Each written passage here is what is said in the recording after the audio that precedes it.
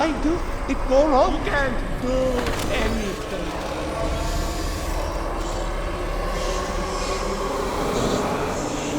How did you end up in someone else's heaven?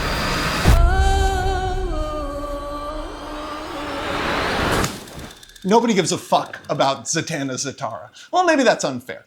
People give a fuck about her occasionally, but the character was created in 1964, didn't have her own comic until 1994, and none of her comics have run for more than 1 year. Her origin and powers have been rebooted no less than 4 times, and that's not counting all of the times DC has leaned on Elseworld canons to explain who this character actually is. Zatanna is one of the endless slew of secondary characters introduced throughout the 60s and 70s. A deluge of hyper-powerful people now introduced into a world that had conglomerated all of the previous DC comic properties, along with the Charlton comic properties.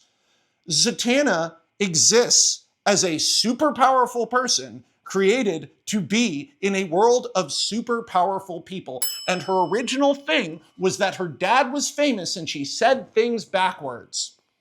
Who this character is, how their godlike powers have affected their life. From version to version of Zatanna, these things completely change. There is no static version of Zatanna Zatara. Not even the top hat stays around for every version. Sometimes she can bend reality. Sometimes she has pagan powers. Sometimes her powers are like Lovecraftian. Sometimes they're from hell. But what matters is they're never from one place for more than 15 years. Zatanna has never been in a movie. When I was conceiving the Kryptonian epic, a giant part of the conceptual thinking going into the story was about how to make it so each of these characters interwove with each other in a way that made sense and had a payoff at the end. These aren't characters who are designed to be brands or properties. They exist only in this story. Lovecraftian Aquaman, Narcissist Flash, Brute Wonder Woman, those are my people, and their stories all tie back into Clark's. After I figured out what I wanted to do with Blue Beetle, I began to think about Zatanna. The choice was really Zatanna, Martian Manhunter, or Cyborg. And of those characters, I feel Zatanna has been explored the least, has been given the least hype. She's magical, she can bend reality, and she's a B- member of the Justice League? Like, what's going on here? Surely I could find a more interesting use for this character in my world. Surely there had to be an exception to the rule in the epic, that everything tied back to Krypton. Z, the Magical Girl, is a series of 7 stories designed to illustrate moments from Zatanna's life that turned her into the person she was. When I wrote American Alien, the plan was to not write a superhero comic, but a portrait of Clark Kent and the subtler experiences of how he ended up as the guy who would become Superman. Zatanna's story goes a little differently, and the lessons she learns are a little bit harder. So, Z, the Magical Girl.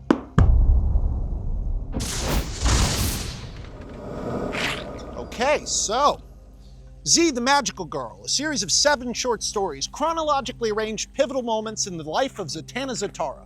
Born as the world's only magical person, Z's untrained godlike powers are juxtaposed against a life in which power, in various ways, is stolen from her. Within the Kryptonian epic, Zatanna is one of only 2 characters whose supernatural powers do not tie back to the planet Krypton. In many ways, Z is a representative of Earth, and despite her nascent powers, most of her stories zero in on the various aspects of hopeless nihilism and painful cynicism that define life for an animal on this planet. Each of Z's stories is named for a different goddess, and this is the first one. It's called Morrigan.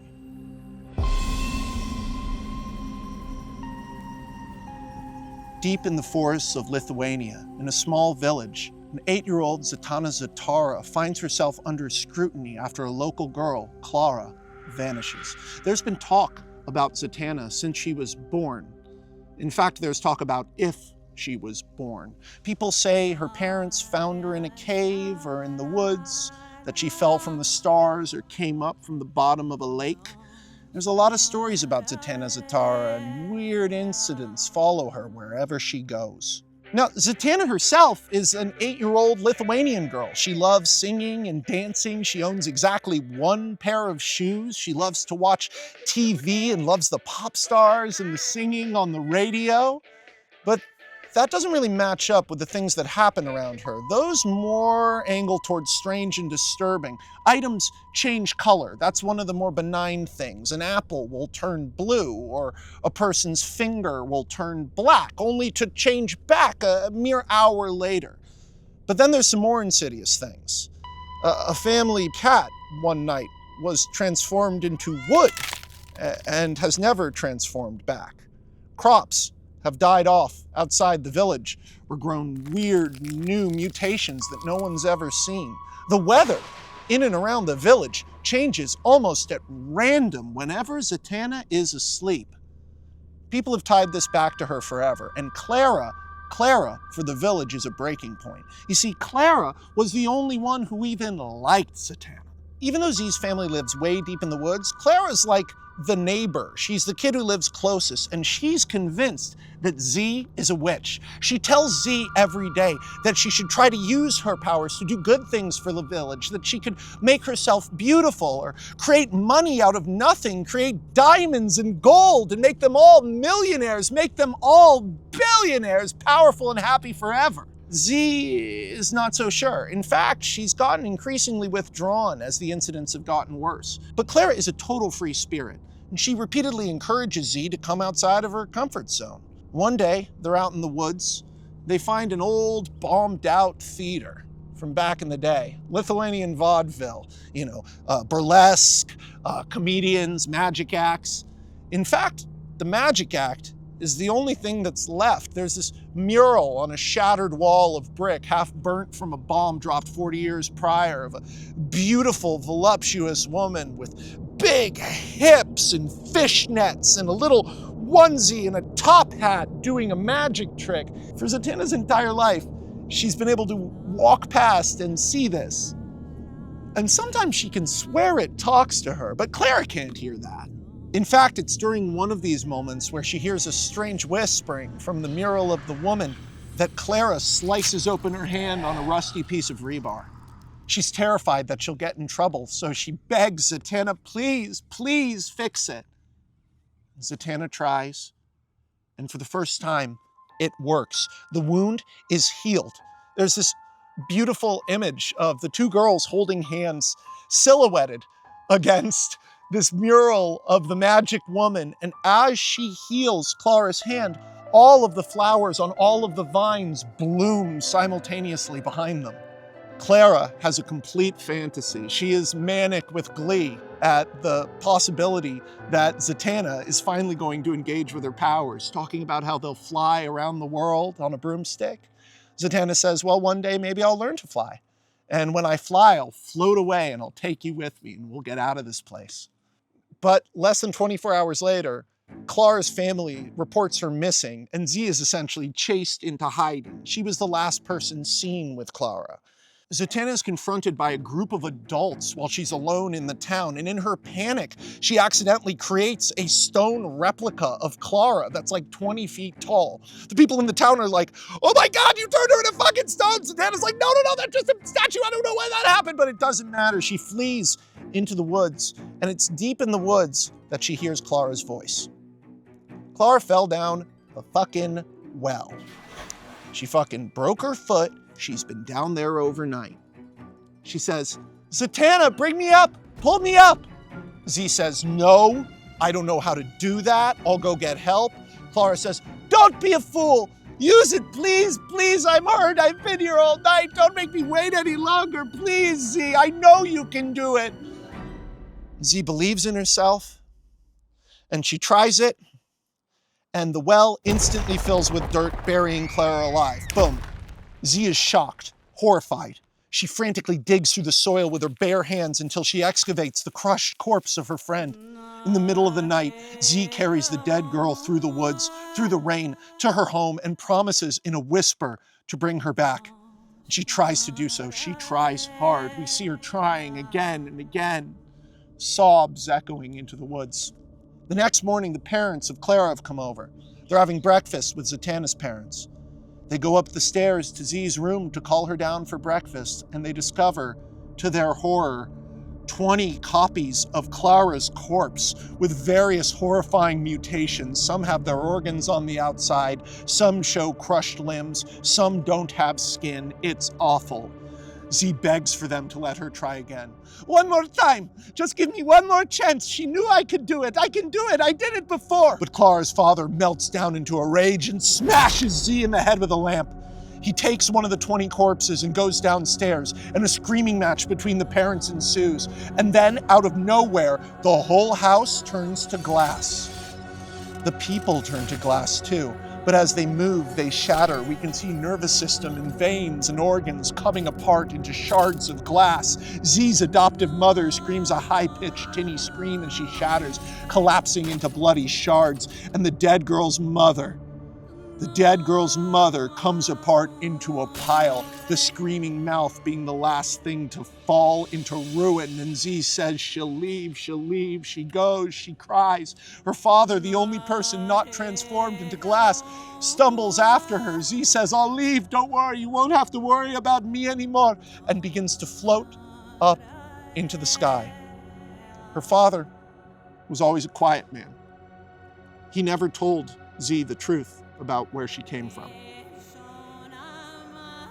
And as he holds onto her leg, as they rise higher and higher and higher, the look in his eyes is love. And it's the last time 𝚖𝚘 will see that look for more than 15 years, as her father's grip slips and he plummets backwards hundreds of feet to his death, as 𝚖𝚘 floats off, screaming and out of control, until she's just a dot in the distance.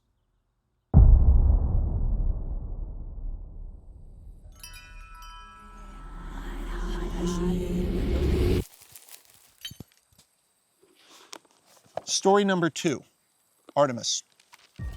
Zatanna is now living in an orphanage in North Africa. It's at least 2 or 3 years later. She doesn't talk. And even if she did, she doesn't share a common language with almost anyone there. The other children in the orphanage are mostly refugees or escapees, many of them former child soldiers from a civil war ravaging the area nearby. The violence is being led by a warlord called 𝚘𝚗𝚗. And even though 𝚖𝚘 can't speak their language, her magical nature allows her to understand the other children implicitly. Every night, she listens to them talk about their slain families and about how they wish someone would kill 𝚘𝚗𝚗 and take back their homes. A lot of these kids come in malnourished or even near death. So 𝚖𝚘's contribution has been that she just never eats. It appears she doesn't have to. She's become anorexically skinny, pallid, her skin's gone wrong, but she doesn't die. Yet there's an issue. At night, there have been strange occurrences. Incidents not totally unfamiliar to 𝚖𝚘. One night, one of the children randomly aged into an old man. Another time, it rained blood indoors. The village people are saying the area is cursed, haunted by the witch 𝚘𝚗𝚗. The staff is growing increasingly superstitious and afraid. Zatanna, knowing that it's her doing while she sleeps, stops sleeping. She spends every night awake for months, poking herself with a needle when she starts to slide into sleep, and she begins to figure out that she doesn't need sleep either. Her eyes grow sunken, her expression grows vacant. She becomes a hollow shell, emaciated and sallow. Basically, the only person who's noticed this and is concerned is a singular woman, a doctor from Doctors Without Borders. The woman is interested in 𝚖𝚘, but she's also the only one that clocks the fact that 𝚖𝚘 is likely the reason all these strange occurrences are happening, noting that 𝚖𝚘's strange behavior, her paranoia, not to mention the fact that things changed the moment 𝚖𝚘 arrived. One night, sounds of violence and chaos erupt nearby, waking the children from their sleep. The doctor confides in 𝚖𝚘 she's made a deal with a mysterious stranger to kill the warlord 𝚘𝚗𝚗 and end the violence. All the stranger has asked for in return is to meet the person responsible for the strange phenomena plaguing the orphanage, rumors of which have spread far and wide. Zatanna wordlessly confirms the doctor's suspicions. It is her causing this. And the doctor takes her to meet with the mysterious stranger. We come to meet this man, finding him amongst the bodies of a small paramilitary force he killed entirely by himself. He meets Zatanna, and upon seeing her, he's somehow immediately able to sense something special about her. He says to her, "You can talk to me, you know. I'm like you. I'm special too." And with that, he takes his gun, sticks it in his mouth, and shoots himself. But he doesn't die. The wound heals almost instantaneously. This guy is a crazy-looking, bald, 7-foot-tall dude of unclear descent, covered in blood after having killed a bunch of guys with AK-47s with his bare hands. And this is the person who, for the first time in years, causes Z to speak. "Please kill me. No matter what I do, it go wrong. No matter what I do, I hurt people. And no matter how hard I try, I can't die. I see you've killed so many people, so please, kill me too." He doesn't kill her. Instead, he takes her to a high peak on one of the North African summits nearby. And he says to her, "You're part of a prophecy, you know. Many years ago, longer than you can even imagine, I was the prisoner on a ship. I was a common man, and I had done things many common men do, but then fate intervened. There was a big storm, and I became stranded on an infinite expanse of ice. And just when I had lost all hope, the ground blossomed up into a great palace, and Satan himself spoke to me. He showed me in 3 lights a war in heaven where all of the angels were killed by the demons. God is dead, you see. And everything we believe is right is wrong. And everything we believe is wrong is right. I can't kill you because I need you. I was chosen as the saint of sinners. You must know. You must know how to get back to that palace in the ice." Zatanna just stares. She so wants to believe that she's part of this, whatever this guy is fucking talking about, but she's also fully aware that he seems fucking insane. Wouldn't it be great to be part of something bigger? Wouldn't it be great if he was right? "Unless you come with me, you'll be stuck. You'll be lost and purposeless. But I can give you a place in this world. I can give you a path to glory." She ponders. This is the moment her life could change forever. They return to town to meet with the doctor, where Zatanna will have to decide whether she returns to the orphanage or if she will go with Vandal into the unknown. As she's considering this, the rest of 𝚘𝚘𝚗's forces come up over the peak, and they shoot Vandal with a rocket launcher, blowing off his skin.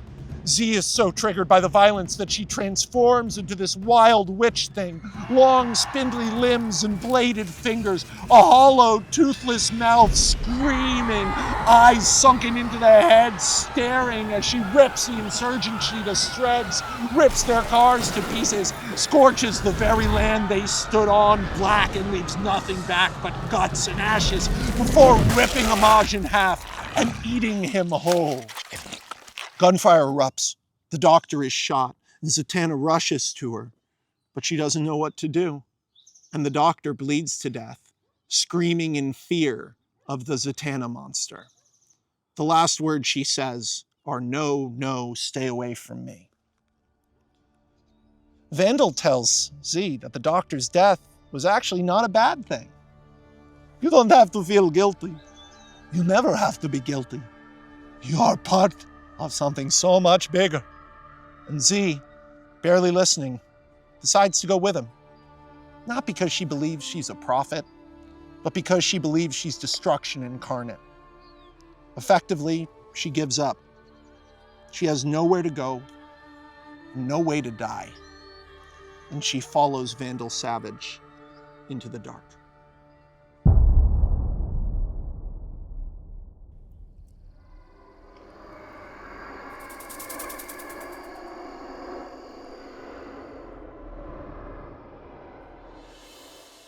Z's third story is called Isis. After 2 years of traveling with the psychotic Vandal Savage, Z appears physically healthier, but mentally she's more broken than ever. They're now stopped at a rural village on the west coast of Japan, in a house where Vandal has murdered the occupants to allow them to have somewhere to stay, and then made Z erase their bodies. It's one trick she's actually gotten good at, but that's only because Vandal has made her do it hundreds and hundreds of times. All day and night, for years, Z has listened to Vandal ramble and monologue, even though she's no longer certain that whatever makes Vandal magical is connected to her own magical powers. They're in this town in Japan because they've been searching through the abandoned mine shafts in the area for something Vandal can sense is connected to his holy purpose, with Vandal using Zatanna as an all-purpose tool. Indeed, she's gotten better at magic after Vandal has identified her powers as having been ordained by a higher holy angel. So she's been able to experiment with her magic more than she has in years in a more motivated way. Vandal is the first person since Clara to encourage her to do this. Zatanna's whole life is split into these chapters of feverishly avoiding magic and hesitantly being open to try it. She can now do a number of new things, like she can generate all different colors of light and sparkles and fireworks. She can now semi-reliably use her magic to lift and move things, although it's risky because sometimes she just crushes them instantly or rips them in half or turns them into something else entirely different. It's useful down in the mines because she can use her magic to clear the ruins or even make the space around them bigger. But Vandal is very frustrated by the fact that she can't sense the connection to their purpose here in the way that he can. His eyes glow a strange green color when they're down in the mines. Whatever gives Vandal his power, it's different. And Z knows it's from somewhere else. After another frustrating day underground in the mines, they're out in the woods when Z comes across an injured hawk. She uses her powers to heal it, just quickly without thinking, and it works. The hawk takes off and flies away, and Z doesn't notice, but a local girl was watching that. A girl who's deformed, whose leg is broken in childbirth and constantly uses a cane. The girl, Suki, asks Zatanna to heal her too, and Z, of course, due to her experiences, says no and urges Suki to stay far away from her and just barely manages to hide her from Vandal Savage. That night, Vandal drags Z to a bar in town where Vandal gruesomely kills everyone for no reason and has Z make the bodies disappear again. This is their custom. Later, Vandal, using the kitchen of the bar, the ingredients of the people he murdered, makes Zatanna dinner. Vandal reveals he knew about Suki in the woods and says Zatanna shouldn't lie to him. Even though her skills are clearly ordained by a higher power, I'm beginning to worry our separate purposes are not quite aligned. Z apologizes to Vandal and opens up to him, saying that she's no longer sure if she's supposed to care about people or if it matters when normal people die. Vandal, fatherly, clarifies to her that literally everything people think is good is actually evil, and everything people think is evil is actually good. That's his whole ontology. It's his whole belief system. He's given this speech 1,000 times and ultimately concludes that because they cannot die, they are as much akin to a normal person as a normal person is akin to a piece on a checkers board. He and Z matter. Everyone else does not. They're free of death. Everyone else is ruled by it. Zatanna implores him, "How can you be so sure? How will you know when you've achieved your destiny?" Vandal says maybe he won't know. And that's why he needs to continue to believe blindly. Faith! Faith gives me my power. Faith and Satan. The next day, they find another mine shaft, which Zatanna clears, but then they are shocked to discover it is booby-trapped with a stick of dynamite. The subsequent explosion badly burns Zatanna and blows off all the skin on the entire left side of Vandal's body. And while they are still recovering, they are discovered by a man named John Constantine. He set the trap, and he's amazed that the explosion didn't kill them. I'd heard you two had some Interesting. Durability. Constantine takes advantage of Vandal's weakened state to engage him in conversation, revealing he's known about Vandal for years, and even has foreknowledge of Zatanna's magical abilities. And he even knows what Vandal is looking for down in these mines, even though Vandal doesn't know himself. But Constantine explains that the man he works for already has it. Vandal will never find it because it isn't there. Vandal is enraged and promises revenge, but Constantine says instead he'll offer Vandal a deal. He'll give Vandal information that he knows Vandal wants in exchange for Zatanna. Z, overhearing this and gruesomely burned from the explosion, takes her opportunity to escape into the forest under the cloak of darkness, but she passes out from the pain when she reaches the woods. Awakening, Zatanna discovers to find that Suki has found her and saved her and brought her back to her family home. Z meets Suki's parents, who are very nice, but is too afraid to share any details about herself and repeatedly tries to leave. It helps that she doesn't speak Japanese. But Suki begs her to stay, admitting that she's never had friends, let alone friends that come over, given that she lives so rurally high on the mountain by the mines. Z is still learning to heal herself, so she agrees to stay for the day. Zatanna and Suki explore the woods near Suki's house, and Z is brought back to her time with Clara. Here, Z asks Suki if Suki thinks she has a greater purpose. And Suki says people don't need a purpose, that being a person is hard enough. Z agrees, but isn't actually so sure. Returning to Suki's house, they discover Suki's parents physically ripped to shreds, and Vandal is there, eating Suki's mother's brain out of her skull. Vandal, disappointed with Zatanna, repeats that he no longer thinks their purposes are aligned, and that Zatanna is only part of his destiny as a stepping stone or a key, and that she's not actually an important person.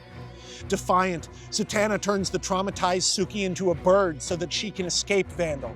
And Vandal and Z watch as Suki flies up free into the sky, higher and higher, until she is plucked out of the air and killed immediately by the hawk that Zatanna saved earlier.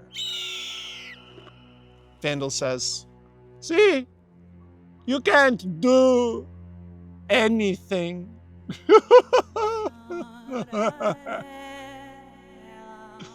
Numb and miserable, Zatanna is traded for some kind of information and handed off complacently to John Constantine. She is then put onto a luxurious limo and taken to a luxurious plane in a luxurious private airport, and then flown to the most opulent hotel in Moscow. And there she is taken to the largest, nicest suite, and waiting for her with a giant tea set and desserts and every treasure a 14-year-old girl could possibly want is Lex Luthor, at the time the world's third richest man, who greets her by saying, "So, I've heard you're a very special person."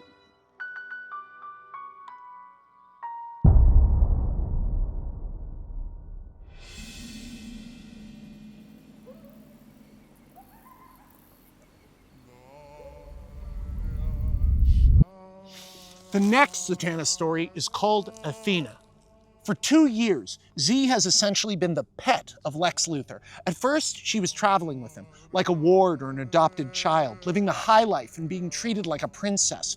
But Luthor rapidly grew frustrated with Zatanna's inability to control or even understand her powers. They didn't come with a guidebook. Under Luthor's guidance, along with a series of gurus and holy men, all of whom were completely full of shit, some of whom were creeps, Z pushes further with her powers, but never far enough for Lex's standards. She can hover, but can't pick what direction she goes in while hovering. She can project these blasts of energy, but only like 1 out of every 6 times she tries, and sometimes it randomly blows up or goes off in a different direction than she intended, once nearly killing Lex. She can make things disappear, but sometimes they randomly come back. And sometimes, when they come back, they're different. Different in a scary way. A car returns from being vanished with a full set of organic internal organs, leaking blood from under the hood. A gun made to disappear returns with a spider's legs and crawls over a room before they're able to crush and kill it. This unpredictability becomes a massive problem after Luthor impulsively murders one of the holy men out of frustrations for one of Z's failures. He forces Zatanna to disappear the body, but that night, at a dinner party with celebrities and politicians, the body abruptly reappears in the middle of the room, screaming and writhing around. The only way they're able to dispose of it is by completely incinerating it, as it screams the whole time. A leftover finger still twitches and tries to crawl away before Luthor stomps it. Luthor is so frustrated by this that Zatanna loses many of her basic privileges, not only of extreme wealth, but of fundamental humanity. Luthor becomes paranoid, convinced that many of Z's failures are maybe intentional, designed to harm and frustrate and mock him personally. Z is cut down to one meal a day, her bed removed from her quarters, which no longer has windows or doors that she can operate on her own. Luthor urges Z to use her powers to escape, to make windows and doors, to blow the roof off. None of the defenses he has keeping her there, up to and including the brutally violent traps, could truly kill her, and her imprisonment is therefore her choice. If you want to leave so bad, leave. The reality is more complicated. Z has come to believe that her time with Lex is indeed her real purpose, and has already been taught to normalize the murder and madness that Luthor brings with him everywhere. If Vandal Savage is a 10-course buffet of perversity, Luthor is barely an appetizer. I mean, at least this dude gives her lunch. On top of that, Zatanna has developed what could be thought of as a friendship with Luthor's new wife, Barbara Ann Minerva, a beautiful socialite whose marriage to Lex seems to have dragged her into a depraved world well over anything she had anticipated. An impressive, intelligent woman who always felt out of place amongst the 1%, Barbara sees Z as a connection to something bigger. Real power. Real meaning. The frustrations of privilege that have defined Barbara's journey her whole life as an heiress find a human vessel in Zatanna. This girl actually inherited power. This girl's the real deal. It makes Zatanna feel pretty fucking good. Resolved to impress Luthor and Barbara, Zatanna agrees to come with him after Luthor said he has made an important discovery. Traveling on Luthor's gigantic mega yacht, Zatanna is reunited with John Constantine and introduced to a man named Kirk Langstrom, a scientist working with Luthor. Langstrom is assigned to give her all sorts of tests and is shown to be a gentle and intelligent man with a shocking lack of empathy for living things. Langstrom explains to Zatanna that he believes the human life should operate on a geological time frame. I don't like to see harm come to people, but compromises must be made if you want achievements that last 1,000,000 years. Geological time is the only meaningful measure of our impact on this planet. No one in this world is truly special, except perhaps for you, Zatanna. I can find no basis for your powers in your DNA. All of my insight, all of my studying has not prepared me for you. This mindset truly appeals to Zatanna, and she's actually excited when they reach their destination, an island hidden from the rest of culture for over 100 years, home to gigantic, super powerful women and small, timid men. This primitive society, called the Amazons, bases itself off a bastardization of Greek mythology. They were actually Greek and Spanish pilgrims. They got lost on a boat 150 years ago. They got stranded on the island. It makes the island the Amazons. I don't want to get into it! Kryptonian epic's too long! Zatanna is ready for anything. So when Luthor asks her to perform feats of beautiful visual magic to dazzle the Amazons, Zatanna complies without hesitation, successfully helping to gaslight the primitive superhuman culture into believing that Luthor truly is the son of Zeus.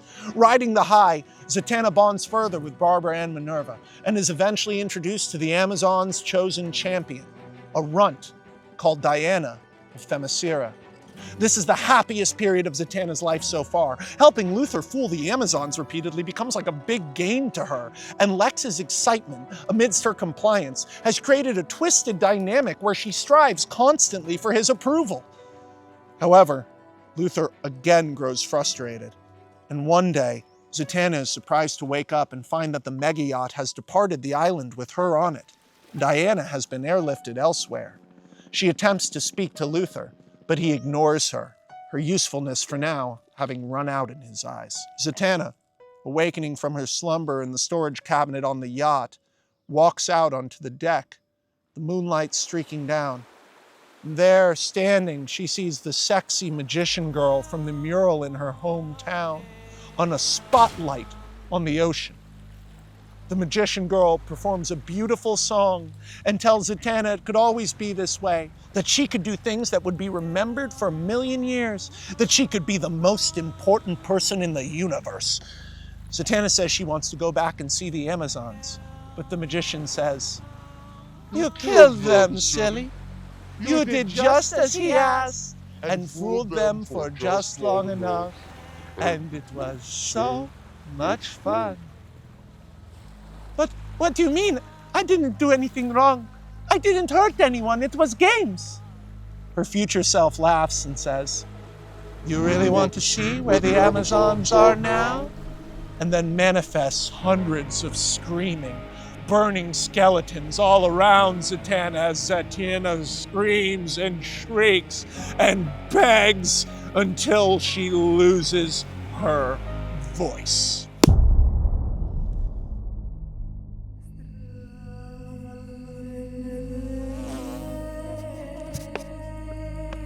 Abracadabra!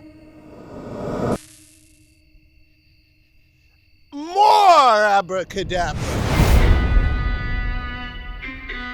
I have the power! The fifth Zatanna story is called Inanna, and oh.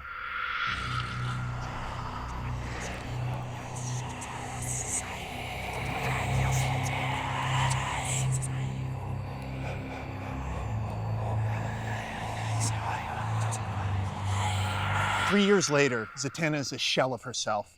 Luthor has returned to treating her like a possession, but her displays of power on the Amazonian island that impressed him so much at the time have come to have a reverse effect of making him fear her now. In order to assuage this fear, Zatanna wakes up one morning to find that Lex has had surgery done to her face. A small capsule of cyanide with an advanced emitter on it has been implanted in her left nostril. If Lex Luthor's heart stops, that capsule will burst, killing her instantly, presuming she even can die. Zatanna at this point is run ragged. She has mostly stopped talking again and has gained a lot of weight, no longer showering or taking care of herself at all. She smells, she's visibly filthy, and Lex Luthor barely pays attention to her, treating her like a maid, feeling that the experimentation with her has ultimately gone nowhere and been a vindictive waste of his time. It is under these circumstances, at a party, that Zatanna witnesses a private conversation between Luthor and his billionaire friend, Victor Zsasz. She listens as Luthor describes one of his recent nefarious experiences, the murder of the League of Shadows, only to be just as shocked as Lex is when Zsasz casually admits to being a serial killer, revealing dozens of tally marks all over his body. He does this in an attempt to connect with Luthor, but Luthor is so disgusted by the comparison that he impulsively murders Zsasz right then and there. Bang! In the months following this incident, Lex's illegal activities greatly intensify, and his wife, Barbara Minerva, increasingly seems more afraid than complicit, bonding with Z and showing her kindness at every opportunity. One day, a more friendly than usual Luthor introduces Z to a man called Floyd Lawton. When Z is around Lawton, she sees horrible hallucinations of all the people he's killed, an assassin unlike any other, whose only religion and only philosophy is money. To him, Lex Luthor is God. Sometimes these hallucinations are screaming, talking over him, yelling their last words again and again and again. Z's never been able to see dead people before. She didn't even know she could do that. But she tries to never be in the same room with him because the screaming is so loud and the room is so crowded. Luckily, this son of a bitch Floyd Lawton is only a coordinator to her real new assignment, a young woman named Sandra Wusan, a deadly assassin with many kills to her name, part of special forces teams all over the world, now disgraced and working private. Luthor explains that he has designed a team of assassins, each with their own iconography and specialized weaponry, with their own branding and character name. But most important of all, each is hidden under a mask. He promises Zatanna that if she can enchant Sandra Wusan and make her invincible via casting a spell like a fairy tale, all of Zatanna's prior privileges will be restored. Z spends several hours with Sandra, and surprisingly, the two of them bond.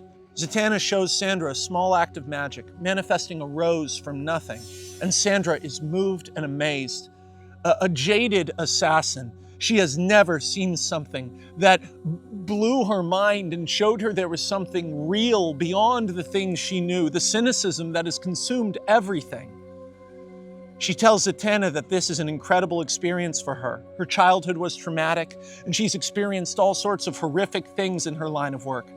But now, Sandra feels that all of her life has come together, and she will be Lady Shiva for Lex Luthor. She asks Zatanna, "Don't you understand how lucky you are?" Zatanna summons up her magic and does her best and attempts to enchant Sandra with a protection spell. Excited, Floyd Lawton and Lex enter the room, and Floyd immediately shoots Sandra in the head, blowing her brains all over the wall, some of her skull landing in Zatanna's mouth, and before she can even react, Luthor is screaming in her face that they had to sit for hours and watch her waste their time, that she represents the ultimate waste of potential, a person too stupid to be a god. Traumatized Zatanna returns to Barbara and successfully gives her the spell of enchantment. No man may harm you. Barbara thanks her and immediately disappears from her life, abandoning Zatanna to her fate. One day, Zatanna sees a new person in the Lady Shiva armor, and she realizes that Luthor's squad of killers is actually a suicide squad with replaceable figureheads designed to create the illusion of an immortal team of badasses. Z increasingly feels that nothing is real. One night, while Zatanna is eating dinner, Lex Luthor is on a skiing trip in the Swiss Alps with several of his new girlfriends. His ski slips out from under him, and he hits a tree at 30 miles an hour. Rushed to a hospital nearby, Lex survives, but for 22 seconds, his heart stops beating. The cyanide capsule in Zatanna's nose detonates, permanently disfiguring her as it melts away flesh, cartilage, and bone. Totally alone and believing in nothing, hideous and hidden from the world, Zatanna is surprised by one last personal visit from Lex. He explains that now, with the Ace Chemical Project beginning, he doesn't need her anymore. He's come to understand what she is: a mistake, a dead end, an illusion, a warning. He explains that her things have been removed, and she is no longer his problem. And with that, Zatanna, now 19, and permanently scarred, unwashed and with only her ragged clothes on her back, is dropped off on the east side of Bloodhaven, the most dangerous city in America. Alone in one of Bloodhaven's many large homeless encampments, Zatanna is offered crack and tries it enthusiastically. Then meth, then heroin. The months pass, and eventually she sees a vision of the magician woman in the sky over Bloodhaven looking down at her, gigantic, blotting everything out. She says, "What do you want from me? I don't want to be you, just leave me alone." The giant figure of the woman just begins to laugh and laugh and laugh, and in a tent smelling of vomit, piss, and sweat, Zatanna sinks into sleep.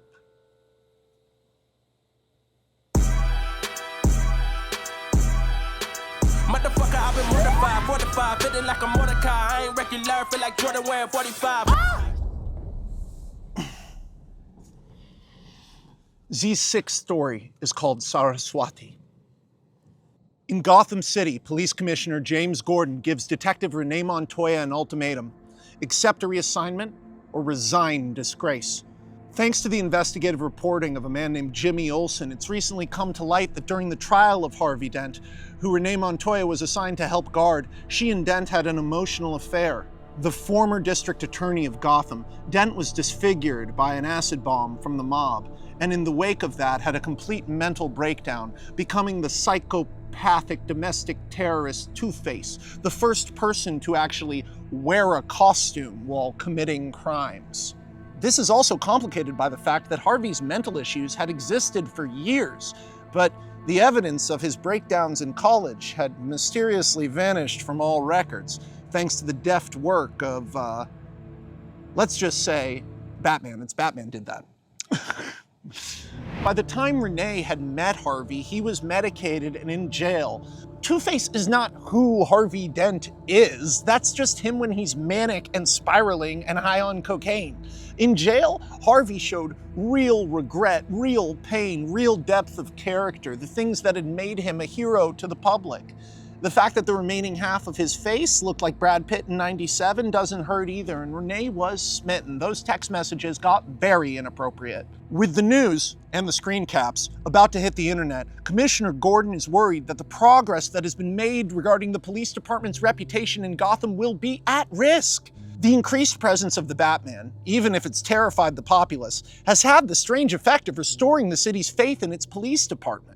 It's for this reason that Gordon is offering Renee an opportunity, instead of being fired or retiring, to transfer up north to Blüdhaven. Renee is horrified. Blüdhaven is not simply one of the most corrupt cities in the United States, it is one of the most corrupt cities in the world, and its police department is essentially a mob of its own, led by corrupt internal affairs agent Dudley Soames. Gordon says it's her only option, and that the Batman has offered to make the tabloid story disappear if Renee disappears from Gotham. Renee is shocked that Gordon is in direct communication with the vigilante, and Gordon explains that things have changed in Gotham, and it's time for her to leave and move on. As Renee leaves the GPD building, she watches as a crane lifts the bat symbol to install it on the department's roof. Relocated to Blüdhaven, months passing quickly, Renee rents a small, dingy apartment and reports for duty, only to discover that something has gone incredibly wrong with the department. And not just the corruption, most of the power structure of corrupt cops and the detectives who are still listed as active, who she was prepared to work with, have either murdered each other or vanished off the face of the earth. The tendency to think of Blüdhaven as a kind of garbage dump for crooked cops all over the country, combined with this bizarre power vacuum that has been hidden from the entire world, leads Renee to a truly startling discovery. The remaining members of Blüdhaven's police force are under the command of an entity none of them have ever actually seen. A creature called the Blue Beetle.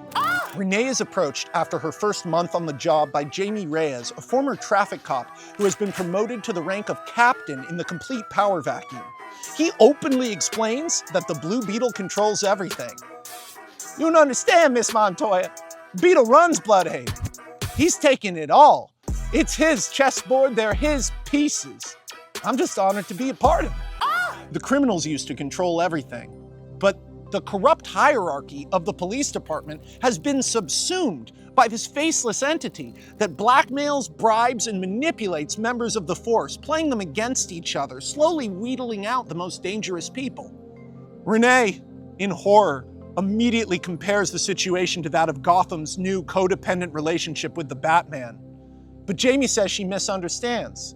He is the Blue Beetle. They are all the Blue Beetle. Renee doesn't understand what he means. He's the Blue Beetle? They're all the Blue Beetle? And Jamie reveals the true purpose for their meeting, gifting her advanced Blue Beetle armor and a Blue Beetle communicator, along with a wristband that charges based on her physical movement. He says he doesn't think the Blue Beetle is a superhero. Renee is confused, and Jamie says, well, what kind of superhero is trying to give their power away to everybody? And so it goes that Renee Montoya gets a front seat to the rejuvenation of Blüdhaven as she helps to spread the mysterious, highly advanced Blue Beetle technology into the infrastructure of the city. Due to the incredible amount of empty real estate in Blüdhaven's dilapidated uptown and the city's massive homeless population, Blue Beetle puts Renee in charge of relocating and rehousing all of the unhoused in self-powering, self-contained, hyper-advanced Blue Beetle modified apartment buildings. To do this, Renee helps to clear out several homeless encampments. In one of the tents, she finds something very strange. Hundreds of pieces of green paper, little strips with vague white shapes on them. As she clears the pile, she begins to realize that what she's looking at is rough drafts. Someone trying again and again and again until near the bottom of the pile, she discovers 700 crisp $100 bills. Renee inquires after the person who lived in the tent and is given the description of a scarred and mutilated woman addicted to crack who never spoke and rarely left her tent. As Renee's day-to-day life gets better and better, the project downtown grows and grows, turning into a large-scale organic farm, half of which is operated by the citizens with help of the Blue Beetle technology, which is now being given out to private civilians. This makes Bloodhaven truly independent in terms of supplying its own food source, energy source, and cultural philosophy, increasingly widening the cultural gap between the burgeoning utopia of Bloodhaven and the rest of the United States. In private, though, Renee Montoya has become obsessed with the missing woman and the mystery of those green papers. Feels like it means something. Hours and hours of reviewing surveillance footage of the cameras near the homeless encampments finally comes to fruition when Renee discovers footage of the homeless woman she's been looking for from one day before the homeless encampment was cleared. The footage shows the woman staring at the TVs in the window of a store. And when Renee rewinds the footage, she can see that every time Superman's been on TV for the last 6 months, this woman has gone and stood silently, looking into the window of the electronics store, watching Superman on the screens. And as soon as he's gone, the woman walks away back to the tent. What does it mean? Renee Montoya, knowing that the serial numbers on the $100 bills were all sequential, uses the burgeoning Blue Beetle database to track all the cash spent in the city. She discovers that the first place the money was spent was at the Donner Hotel, and she goes there, using her authority to access their surveillance. And there's the footage. The woman is there, disappearing into the Donner Hotel's penthouse suite, now rotting and decayed since its glory days in the 60s when Bloodhaven was still a place people were willing to go. The surveillance footage from the hotel hallway shows the woman entering the penthouse, but not leaving, ever. It's been 3 weeks. The hotel manager anxiously reveals that whoever she is, she's still in there. Renee calls into the Blue Beetle and gets his permission to pursue the lead into the hotel room. Upon entering, she discovers something truly shocking. Portions of the hotel room have been restored to their former glory, while other portions of the hotel room are completely destroyed or changed beyond recognition. There are pink and purple feathers all over the ground, along with sparkly piles of what looks like clothes, but half-formed like incomplete thoughts, some of them with the wrong texture, like sandpaper or cookie dough, but most horrific at all is the strange, unearthly music. A lilting, eerie female voice. It seems to be coming from nowhere. In the bedroom, Renee discovers what she at first believes to be a corpse, only to realize that it's a hollowed-out husk, its body torn apart by something emerging from inside. Following a trail of dried blood and viscera to the bathroom, Renee discovers the origin of the singing. In the messes of blood and flesh, on the counters and in the sink and in the bathtub are 15 disembodied faces, at first deformed and hideous and then progressively more human and eventually truly beautiful. And they are singing. Renee screams, and the singing abruptly stops. The Blue Beetle itself arrives to back Renee up, a hulking machine that scares Renee nearly as much as the horrors in the bathroom, but by then, the faces have gone silent. The Beetle, looking over the scene, gives Renee one last shock for the day, when the armor folds open, revealing, of all people, Renee's grumpy, stoic, perpetually frowning coworker, Ted Cord. Ted asks, "You hungry?" At an all-night diner in Bloodhaven, Ted explains that he didn't build the Blue Beetle technology. He simply inherited it. He doesn't understand what Renee discovered. It's not related to him, and Ted worries that his actions might inspire criminals in the same way that the Batman's actions inspired horrible things in Gotham. Renee is deeply moved. Ted doesn't seem like an all-powerful big brother in a black cape surveillance state shadow emperor. He talks about this hard-fought and won role as the most powerful man in Bloodhaven the way a school principal would talk about their 6th grade class. He seems worried concerned, overwhelmed, but confident. It's an inversion of her conversation with James Gordon. Ted asks Renee's opinion. She's from Gotham, she's seen it. She watched the rise of the Batman vigilante. Could that happen here? She says, no, because we're not gonna let it, Ted. And with that, Renee fully accepts her role as the newly found second in command to the Blue Beetle. Later in the night, Ted asks about the corpse, the woman, the faces. Who was she? Renee explains that all she knows is that the woman would spend every day watching Superman on television. This makes Ted think for a long time. Well then, let's hope she's one of the good ones. Renee wakes up the next morning fully restored, invigorated, and ready for what's next, which is probably a confrontation with the Deschain crime family, the last standing criminals in Blüdhaven. But on her way to work, on the Blue Beetle public hover transport, she sees something that gives her chills all over her body. It's a massive digital billboard all along the side of Blüdhaven's largest musical venue. It shows a stunning woman of 22 in a top hat and fishnets, an image very familiar to us, but that face. She's balancing the world on the tip of her finger. Under it reads, Zatanna, one night only. Don't be afraid to believe.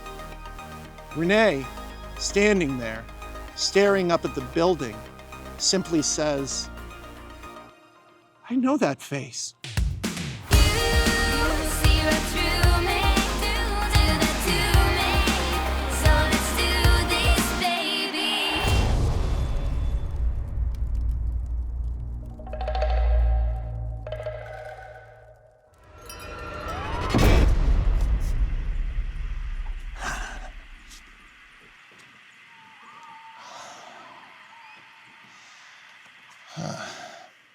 Where were we? Zatanna's seventh story is called 𝚘𝚘𝚛𝚒𝚨. It's been 6 months since Renee saw the billboard, and Zatanna has become one of music's fastest rising stars. She has no agents, no managers, no label. Her music simply spontaneously appears on digital devices and in hard copies. And this is possible because, and Z makes no secret of this, she is magic. As the world grapples with the existence of a self-professed magical person, Zatanna herself lives a bizarre existence. Totally isolated from everyone but her close entourage, most of them young former addicts who Zatanna had been homeless with, she interacts with almost nobody. When alone, her expression is almost always neutral until she forces a cheery smile when facing her hordes of fans, which are ever increasing. It's hard to tell if Zatanna has finally found happiness or if she's one bad day away from snapping and going completely insane. This is furthered by the fact that when Zatanna looks in the mirror, she doesn't see herself, but instead sees a horrible and gnarled witch creature. Having finally self-actualized into the woman who's haunted her for her whole life, Zatanna sees in her reflection only a monster. Once a week, her performances are streamed live, but only from the Uptown Theater in Blüdhaven. These performances often feature new or even improvised songs with slight magical qualities, able to calm the mind and lift the mood of everyone that hears them. But the price of fame is more than simply an isolated existence. The international attention a magical person has garnered has been circumvented and controlled very deliberately by the Blue Beetle and the increasingly strong infrastructure and cultural community of Blüdhaven, which is rapidly becoming international news in and of itself to rival the similarly unbelievable stories of an Amazonian warrior woman, an impossibly fast red robot, and of course, Metropolis's own Superman, all competing for the public's attention.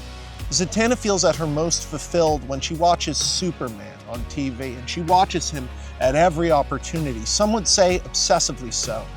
There's something about him, the fact that he dresses like a clown and exists seemingly only to help people, that to her represents the actual opposite of everything she experienced with Vandal Savage and Lex Luthor. The idea that someone could do this with their power, put on funny red boots and smile at families, that is interesting. And it's different from anything she's ever seen. One night during her performance, things go totally off the rails. The delusional, megalomaniacal criminal heir Roland Deschain has transformed himself with help from a rogue geneticist named 𝚗𝚗𝚗𝚗, and the result is a hulking, brutish superhuman that calls itself Blockbuster. Filled with new confidence about his station as a demigod, Deschain has gathered 250 lunatics with shotguns and trucks to stage a formal invasion of Bloodhaven, confident that their neighbor Gotham nor the United States government will be coming to the rescue due to Bloodhaven's self-described status as a separate island empire. In a spectacular sequence that actually takes place during Blue Beetle 2, Blue Beetle Cracks Down Crime, Zatanna is confronted during her performance by gun-wielding lunatics who attempt to take the whole theater hostage.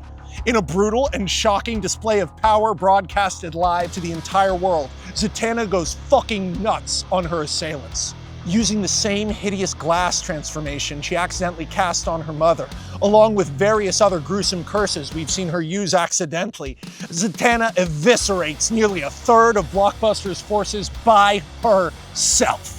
Triggered, screaming, and steadily losing control as her powers are becoming more and more out of hand and causing more and more damage, Z is shocked by the arrival of the Blue Beetle himself, who brutalizes and defeats Blockbuster, shattering his dream of becoming an American warlord. Exhausted by the extensive use of her powers and badly hallucinating, Zatanna passes out. While unconscious, she has a vision of an endless white space like a blank page and a small, smarmy voice speaking to her. You know what the big secret is? Why you're so powerful? It's because you're not important. They never cared about you, not really. You're always more of an idea than a character to them. I mean, look around you. There must be some reason why you're here along all these other people who have always been so important. Lex Luthor, an important man. Superman, everybody knows his name. But I'm not sure anybody really knows Zatanna. She sees the shape of a small, skinny man in the distance and tries to walk towards it. There must be a reason behind it all. It all must be going somewhere. All these horrible things that have happened to you. Z, the magical girl. So tragic. Maybe that's why you're here. Get some cheap pathos or... And then she sees it. The witch floating in the void. The monster that she became in Africa. The small man indicates it. Maybe that's why you're here. Maybe your story isn't a story about a hero after all. You never looked like that in all the official versions, all the published ones. But in here, there's a monster right behind your pretty eyes, and the world just keeps begging it to pop out. You wonder why you have these powers. You'll never know. No one will. But I think you're gonna have to make a choice at some point.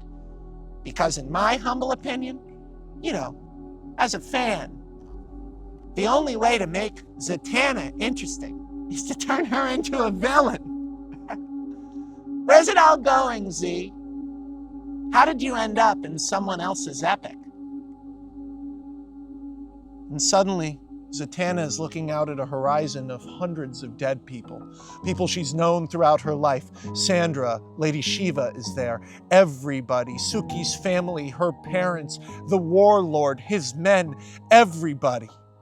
Everybody she has ever seen die and everyone she's ever killed. And then she hears a haunting laugh that is all too familiar. And for a moment, Zatanna has a vision of two planets hanging next to each other and a tiny body floating, surrounded by blood in between them.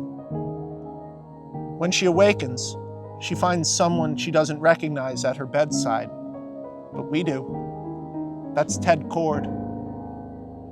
Ma'am, I don't want to be forward, but what you did for us in this city last night has put you in a difficult situation. I didn't mean to take away any of your agency by collecting you and bringing you to Bloodhaven PD, but there's a lot of people looking for you now. And I'm gonna need to know, because this is all of our city. What are you? Zatanna, after a moment, says, I don't know. Ted responds, well, I can tell you what I think you are. He puts his hand on hers. You're a goddamn hero. Zatanna's eyes fill with tears. And there's no way for Ted to know this, but even as she smiles, the reflection on the mirror hanging on the wall shows the witch staring back at her with hateful eyes.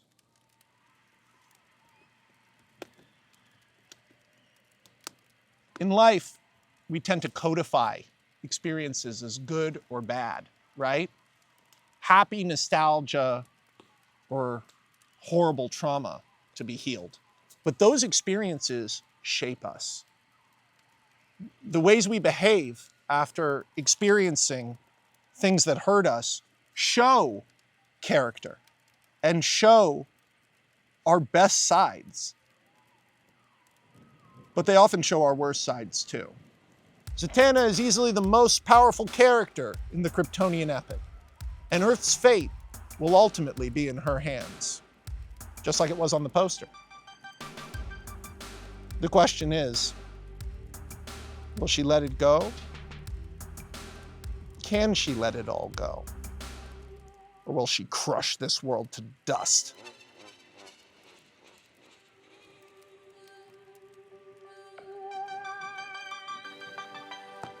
What would you do?